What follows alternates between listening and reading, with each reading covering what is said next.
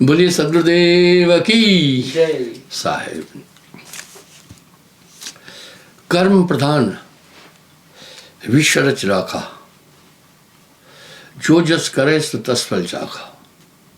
कर्म का क्षेत्र बड़ा बलिष्ठ है।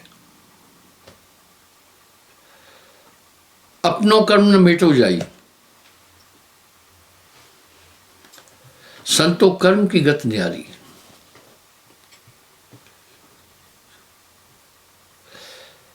कर्म को लेखा मिटे दो कैसे, जो युग कोट सराई। ये कर्म भूमि है। केवल इसी संसार में कर्म है, बाकी सब भोग लोक है। यह संसार काल है राजा, यहां कर्म का जाल पसारा है। चौपर खेल होत घट भीतर, कर्म का पासा डारा है।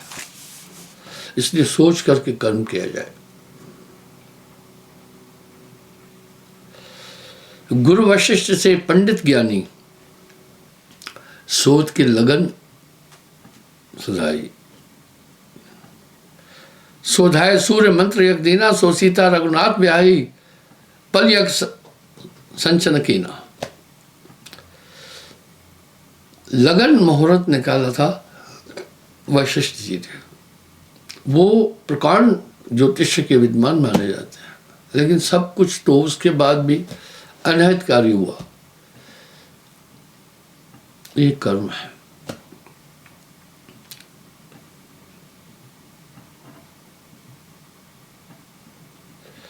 तीन लोग का कर्ता कहिए, बाल बजो बरबाई बरपाई।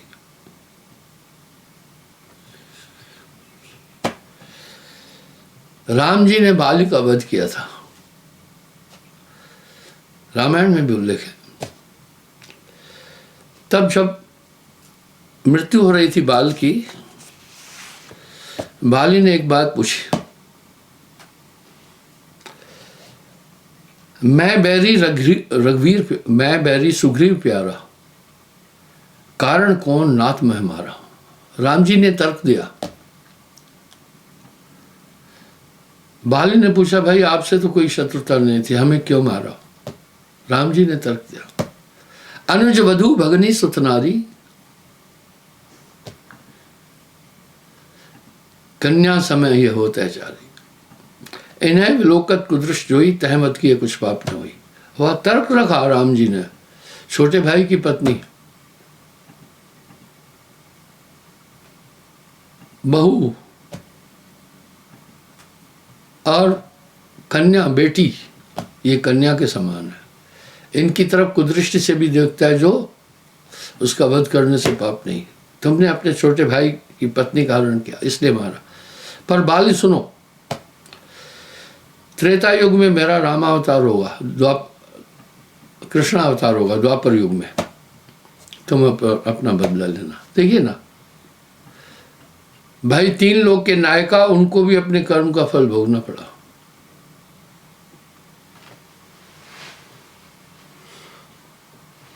एक समय ऐसी बनाई, उन्होंने अवसर पाई। नारद मुनि को बदन बिगाड़ो, कीन कपि को रूपा। यहां साहब सतर्क कर रहे हैं कि किसी भी तरह से किसी को आप मन वचन कर्म से कष्ट नहीं लेना।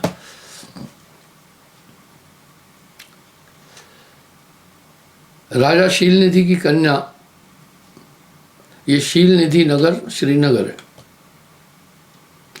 इनके राजा थे शीलनिधि।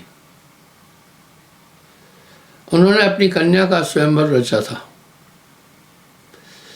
नारद ने उस कन्या का हाथ देखा, हस्तरेखा देखी थी।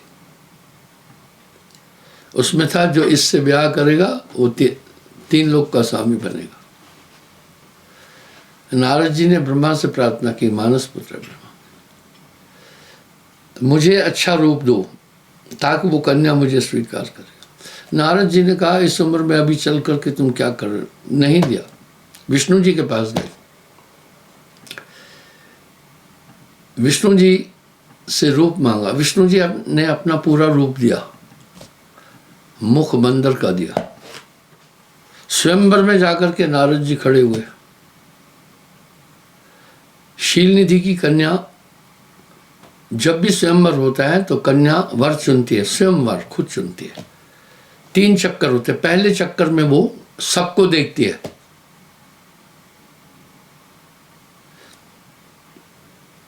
सबको देखने के बाद दूसरे चक्कर में चुन लेती है, तीसरे चक्कर में वरमाला डाल देती है। तो जब पहले चक्कर में ये सबको देखा, दूसरे में फिर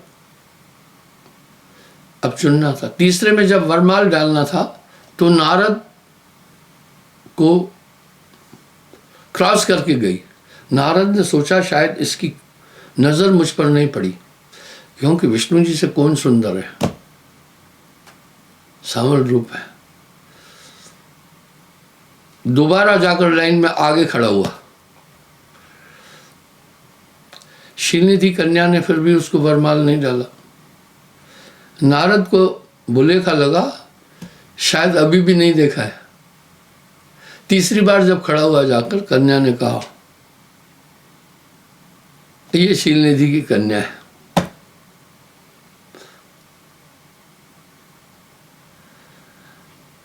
तो जब तीसरी बार भी वहां खड़ा तो शीलनिधि की कन्या ने कहा, हे महाशय, मुख जलाशय में अपना मुख देखो जाकर, बंदर जैसी शक्ल है, बार बार कूद के आते हो।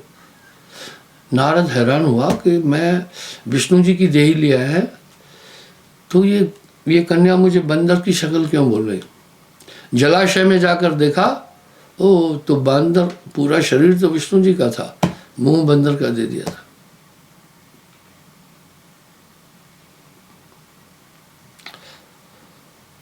यहां कुपित होकर नारद ने विष्णु जी को श्राप दिया, जैसे नारी के कारण मेरा अपमान किया, जाओ तुम्हारा भी इस तरह से अपमान होगा, तुम परेशान हो गए। और यही बंदर आकर तुम्हें मदद करेंगे। ठीक है, कर्मगत चारे न टरी, साहब के शब्दों में बहुत बड़ा वजन है। शिशुपाल की भुजा उखाड़ी, आप बहरी ठूठा।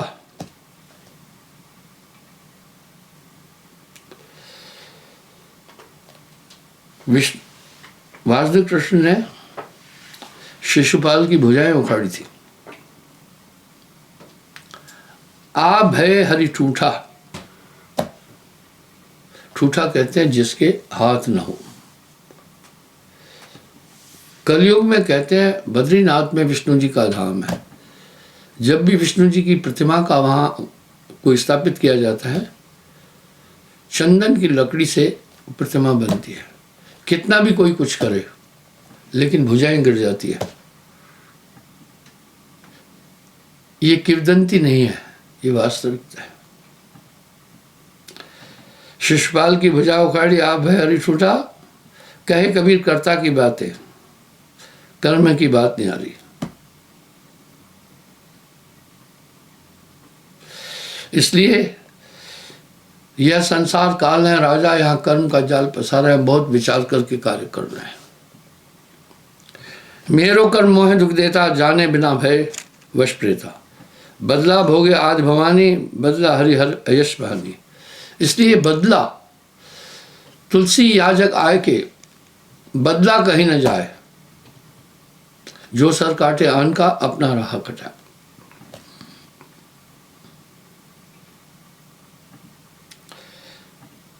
इसलिए सोचकर संसार में कर्म करना है। बदला के कारण जीव जारी, भोगे दुख सुख भय संसारी।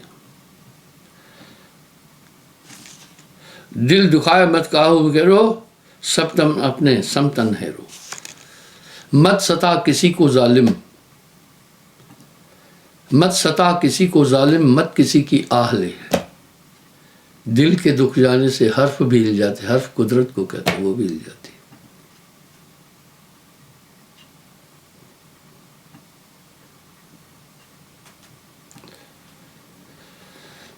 सबको दुख सुख एक समान। विचारना, आप जो दूसरे के प्रति षड्यंत्र कर रहे हैं, 1 मिनट सोचेंगे अपने प्रति ऐसा हो जाए तो कैसा होगा। जो चीज़ आप अपने प्रति स्वीकार नहीं कर रहे हैं, दूसरे के प्रति कैसे करना है।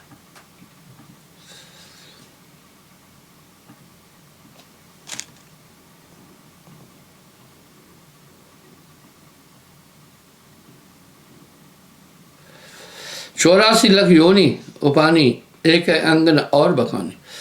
इसलिए इस धर्म में अहिंसा परमो धर्म का संदेश दिया गया है।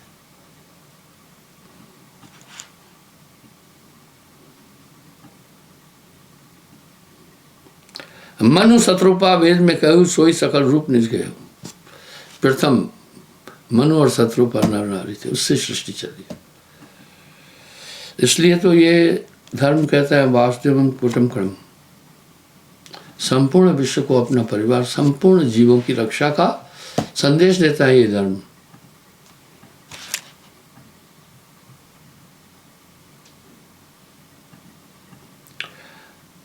सब में तेरा जलवा समा रहा है, जिधर देखता हूं उधर तू ही तू है।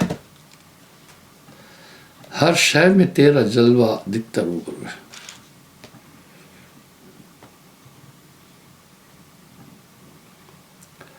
आदि पिता सब जग जिन हेरा, सो सम दृष्टि संत बडेरा।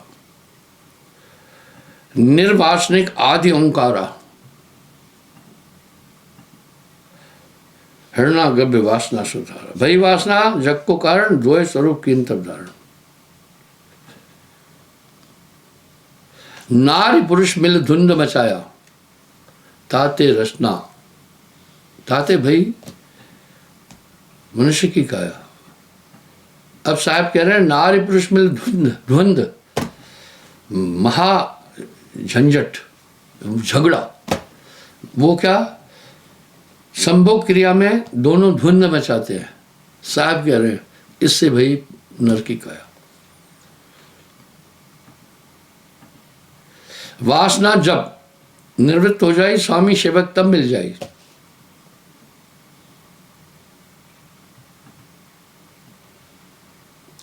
सकल वासना लियो बटोरी, धुंध खेल तब करो कतो नहरी।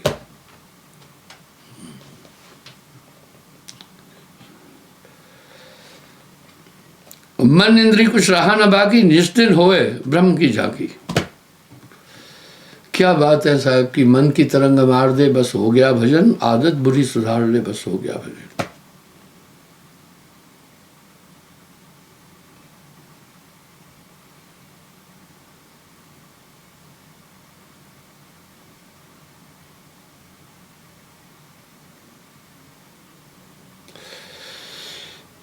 एक धोबी का गधा था।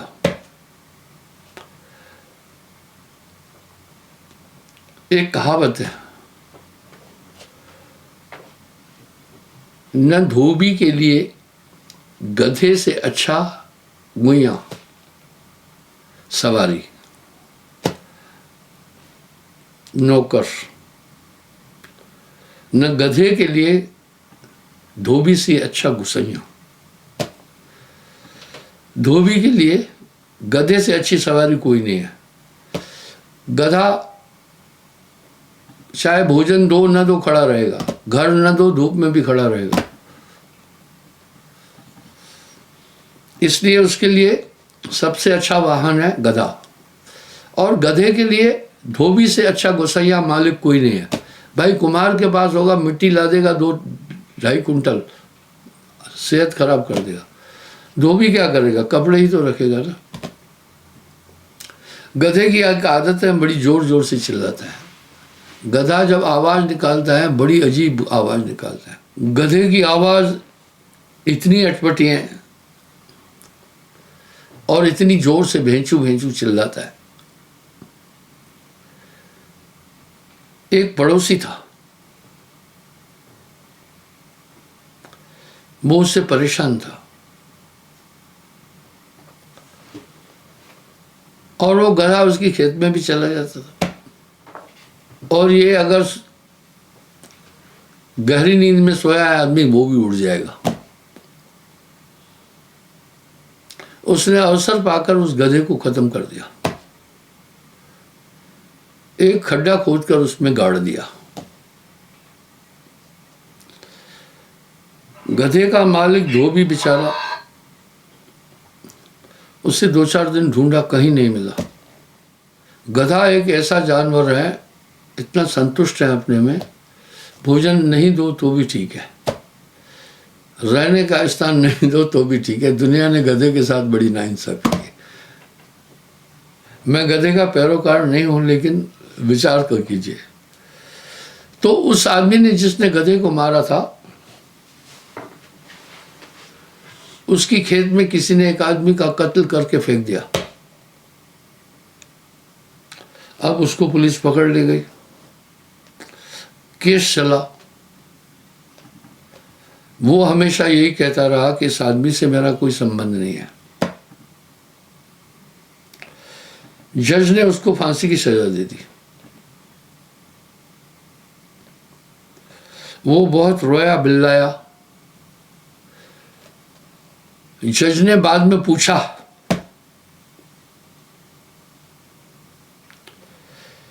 उसने बोला सच बताओ,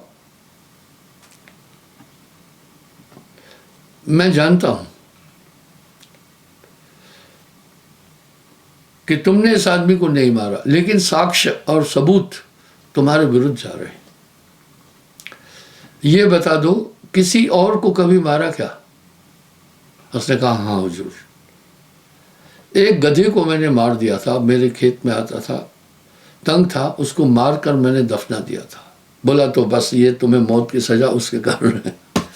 कर्मगत टारे नाए टरी। आप विचार करके दुनिया में कर्म करना, हिसाब होता है। इसकी पुष्टि साहब ने भी की है।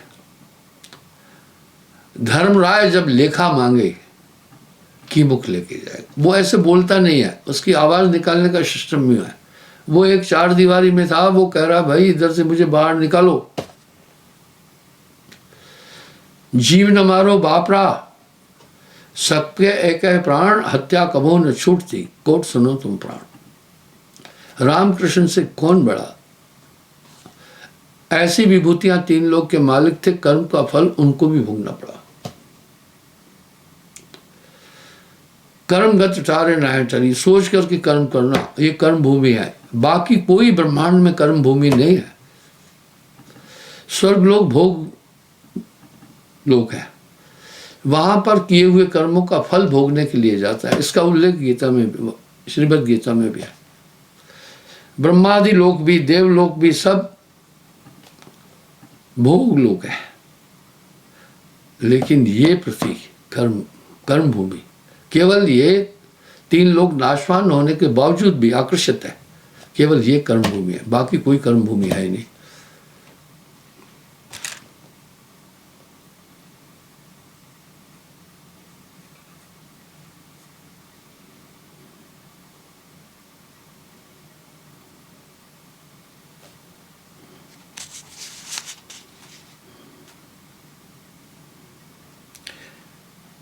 ब्रह्म को सुख जो कोई लही, गूंगा होए न सो कुछ कही। कहे कबीर ये सैन गूंगा तणी। इसलिए उस सर्वशक्तिमान को संतों ने अनीय, अकेह, अनिर्वचनीय, अडोल, अबोल आदि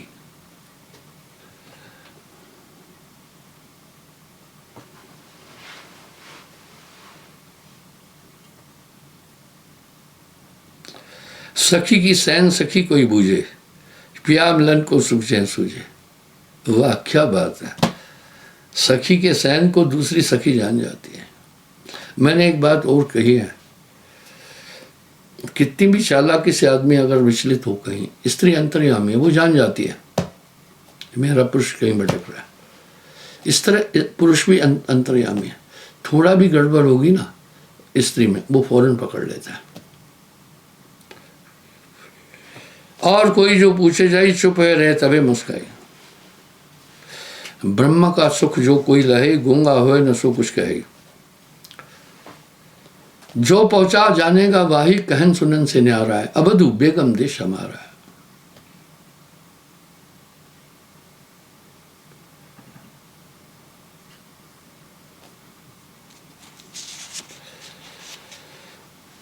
लून पतली निज बन ठाना, सागर था लैन को जाना। नमक की डल्ली अगर कहे समुद्र का मैं था लेने जाऊं, वो क्या लेगी, तो रास्ते में ही गल जाएगी। लाली मेरे लाल की जिद देखूं तित लाल, लाली देखन मैं चला तो मैं भी हो गया लाल। जल में पेट जल हो जाई, ताकि खबर न कोई है।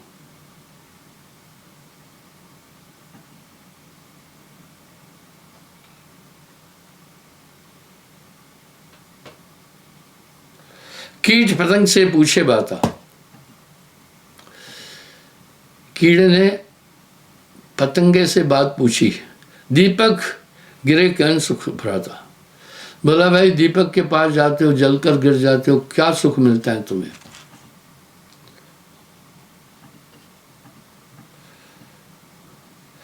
तह पतंग अस वचन सुनावा, तुम दीप डिग चल सुख पाओ।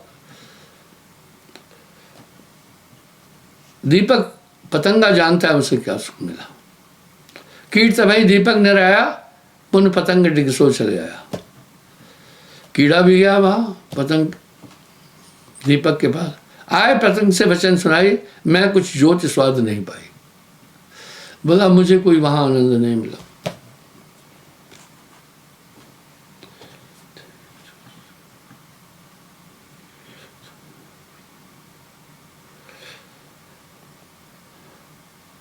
तह पतंग बोला चिल्लाई, तय कृम ज्योति के सुख को पाई। तुम ज्योति का सुख कैसे प्राप्त कर सकते हो। अरे मूढ़ संसारी क्रीड़ा, तो न व्यापी तन मन पीड़ा। सुख पतंग आशिक जो जाना, दीपक में जो धाय समाना। वाह, कह रहे दीपक के सुख को तो पतंगा जानता है, जाकर उसमें समा जाता है।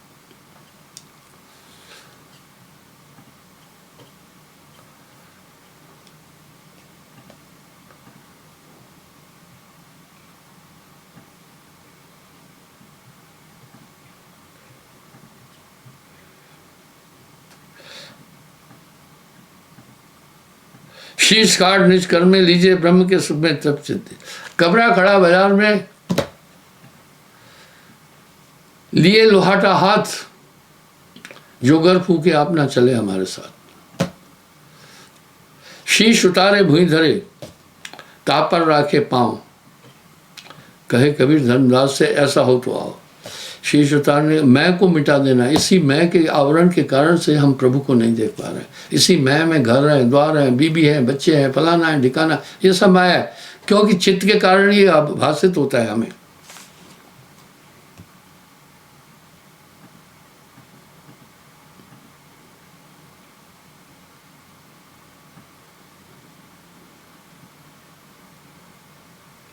शीश काट निज कर में लीजिए ब्रह्म के सुख में तप चित्ती। चले जगत सब देखा, देखी देखा, सार असार करे को लेखा। पूरी दुनिया एक भेड़ चाल में जब कुछ हो उसी तरफ डाइवर्ट हो जाती है, सोचते ही नहीं है कुछ। मैंने लहरें देखी हैं, बड़ी बड़ी लहरें देखी हैं। कहीं पानी वाला बाबा, कहीं और बाबा, कहीं और चीज़ें देखी है मैंने। 4 दिन की चांदनी फिर अंधेरी रात। टालिस्टाय का ये शब्द मुझे बार बार याद आता है। A man can fool to people such time, but not always. कोई भी हमेशा बुद्ध नहीं बना। उनका जलवा जैसे सूर्य के उत्पन्न होते ही जुगनू का प्रकाश खत्म हो जाता है, कालांतर में उनके पास कुछ नहीं होता है।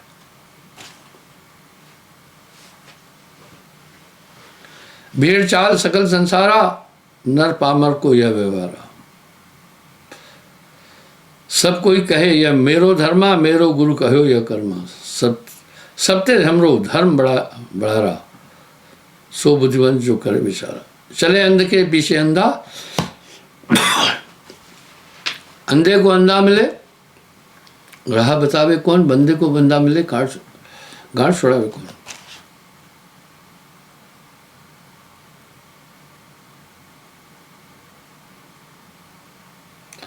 वायस एक जो बोल उचारी, सभे जात गण तभे पुकारी। वाह साहब क्या उदाहरण देते। वायस कौए को कहते हैं। एक कौआ जब बोलेगा सब बोलना शुरू कर देंगे। क्या प्रमाण साहब दे रहे हैं।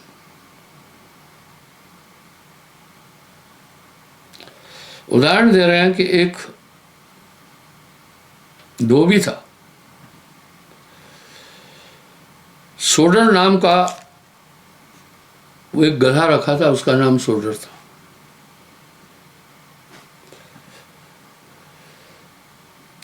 और सोडर मर गया तो धोबी रोने लगा।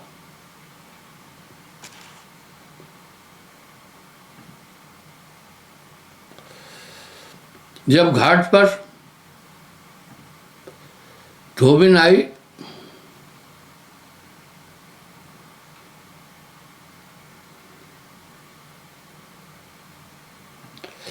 तो धोबी को रोते देखा, पता चला गधा मर गया, वो भी रोने लगी।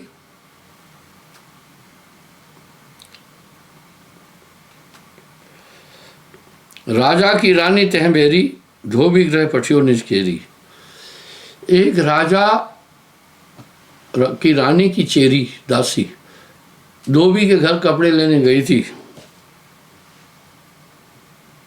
रुदन करे धोबिन निहारा, सोडर सोडर करे पुकारा। वो भी रोने लग, यानी धोबिन रो रही थी, हाय सोडर सोडर मर गया। शेरी पुन तहते फिर आई, सो रुदन कर बिल खाई। शेली भी वहां से आई रोती रोती, बांधी बिलखत देखा रानी, रुदन बिलाप सोए तब ठानी। रानी भी रोने लग गई दासी को देखकर। राजा जब निज महल में आया, रुदन करत रानी को पाया, रानी को रोते पाया। रानी रोवे सोडर कहता हाँ, पुनसो रुदन रोवे नरनाहा। राजा रुदन करन तब लागा, नगर नार नर धीरज त्यागा। वो पूरा शहर ही रोने राजा को रोते देखकर।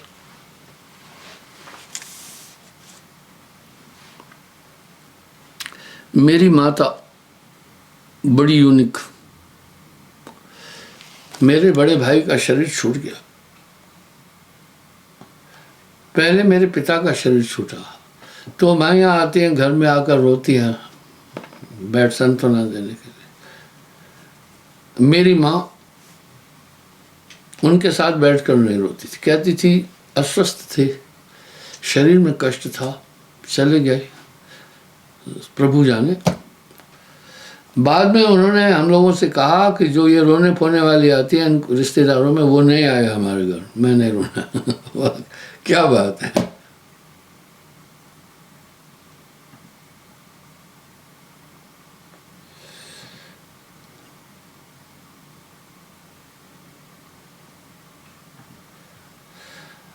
पूरा नगर रोने लगा। मंत्री नृपते वचन उचारी, कारण कहाँ रोदन पवारी। मंत्री ने राजा से कहा क्यों रोया जा रहा है, इतना रोदन क्यों मचा हुआ है।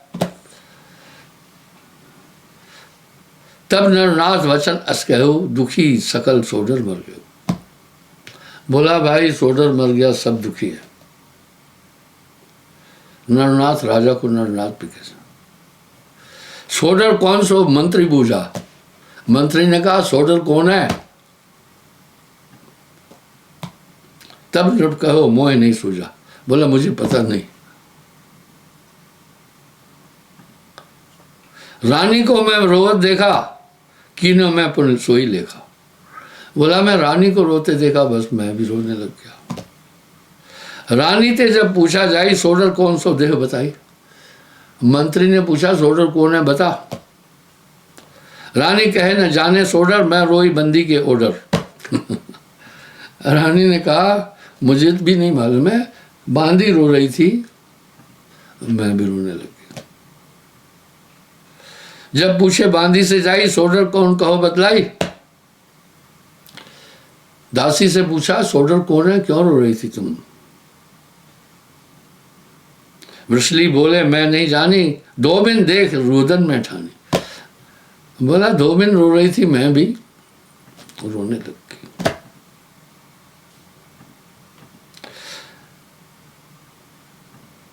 धोबिन कहे मोर धोबी रोई, 16 सोख मोह को हुई।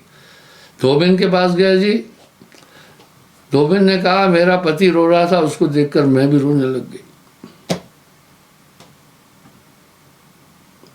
धोबी से जब पूछा जाए सोल्डर, गधा नाम बताई। धोबी से पूछा तुम क्यों रो रहे हो?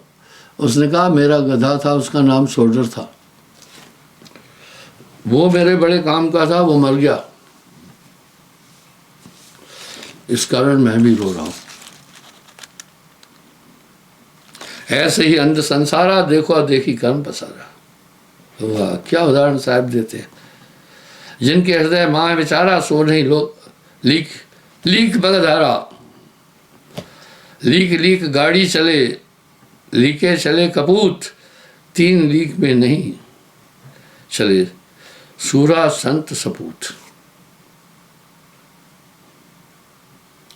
तो बंधुओं, इस प्रकार से ये भ्रम का देश है, यहाँ सतर्क बरतनी है। अपने अंदर विशाल शत्रु है, कोई भी इन्हें अपने बल और पौरुष से कभी भी अधीन नहीं कर सकता। गुरु सजीवन नाम बताए, जाके बल हंसा कर जाए। जब वो नाम की ताकत अंदर प्रविष्ट होती है, ये सब दिखने लगते हैं। जब ये दिखने लगते हैं तब इंसान अपनी सुरक्षा करता है। क्षमा चाहता हूँ, कल पुनः मैं हाजिर हो जाऊँ।